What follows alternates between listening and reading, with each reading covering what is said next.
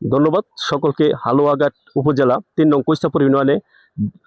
কৈসাপুর ইউনিয়নে নলুয়া গ্রামে অবস্থিত বন্যা পরিবার ক্ষতিগ্রস্ত পরিবারের পাশে দাঁড়ানোর জন্য আমরা অনুসন্ধান লাইট চ্যানেলের মাধ্যমে সবার মাঝে উপস্থিত হয়েছি। আপনারা সকলেই জানেন গতকাল থেকে বন্যা ক্ষতিগ্রস্ত পরিবারগুলা অনেক কষ্ট বা অনেক জ্বালা যন্ত্রণা তারা সহ্য করতেছে, তারা অনেক কষ্টে দিন পার করতেছে। আজকে জানেন আমি পশ্চিম নলুয়া যে জায়গাটিতে দাঁড়িয়ে রিপোর্টটা করতেছি, সেই জায়গাটি এক তেওবালি নামে এক দোকানদার, যার দোকানে উপার্জন হয়, এই দোকান দিয়া যার সংসার চলে এই দোকানের উপরে, সব নির্ভর করে তার সন্তানাদি সহ এই দোকানের উপরে।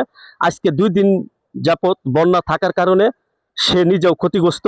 এই পানিটা দেখেন আপনারা, চতুর্দিকে পানি, তার বাড়ির চতুর এরিয়াতেই বন্যার পানি, যার কারণে তার দোকানে কাস্টমার আসতে পারে না, হয় না বেচা কিনা, হয় না কোনো কিছু।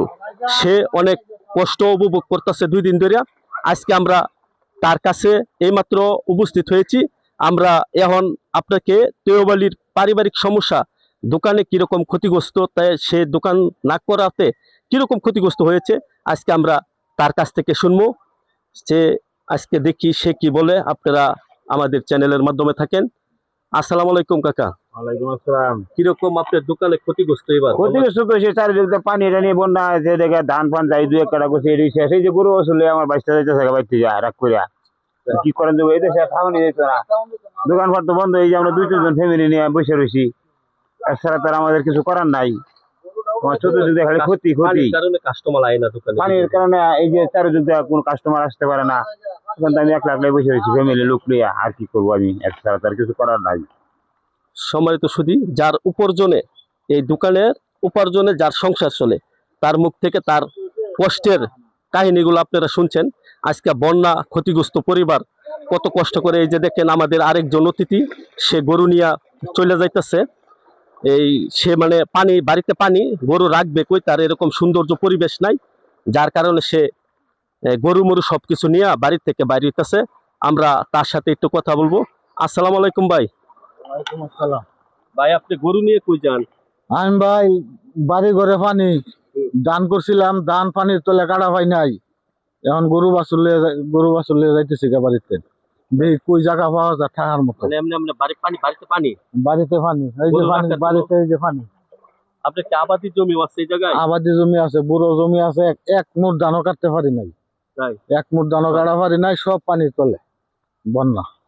সম্মানিত সুধী, আপনারা তার কাছ থেকে অতীত কাহিনীগুলা শুনলেন। এই যে দেখেন আপনারা, আমরা এই জায়গায় আবার আপনাদেরকে ক্যামেরাটা দেখাই, বন্যা কি পরিমাণ পানির স্পিড হইতেছে আপনারা দেখেন। আজকে বন্যার কারণে এই যে বন্দরটা আমি আপনাদেরকে দেখাই, এনে পরে 200 একর জমির মতো ধানের আবাদ পানির তোলে। তারা ধানের আবাদ নিতে পারে নাই, কৃষকরা অনেক কান্না হাহাজারি তাদের। আমরা অনেকের কাছ থেকে আমরা সাক্ষাৎকার নিছি, তারা সবাই ক্ষতিগ্রস্ত পরিবার। তারা দেখেন আজকে পানির তলে পাকা ধান, যে ধানগুলা তারা মানে কেটে বাড়িতে নিয়ে আসবে, সময় সংক্ষেপের কারণে এরকম পাহাড়ি ডল, মেঘালয় রাজ্য থেকে পাহাড়ি ডল মারার কারণে আজকে তাদের এই ধানগুলা পানি তলিয়ে গেছে, যার কারণে এই বুড়ো ধানের আবাদগুলা তারা ঘরে আনতে পারতেছে না। তাদের অনেক চাহিদা, অনেক কষ্ট, এত কষ্টের একটা ফলন তারা আজকে কষ্ট করে বাড়িতে আনতে পারতেছে না। আপনারা সকলেই জানেন আমরা সর্বক্ষণই সত্য নিউজগুলো আপনাদেরকে তুলে ধরি। আমরা আজকে যে নিউজটা দিতেছি, আপনারা বন্যা ক্ষতিগ্রস্ত পরিবার যারা আছে তাদের পাশে থাকবেন, সর্বক্ষণ তাদের চাহিদাটাকে আপনারা এমপি মহোদয়ের কাছে পৌঁছে দিবেন।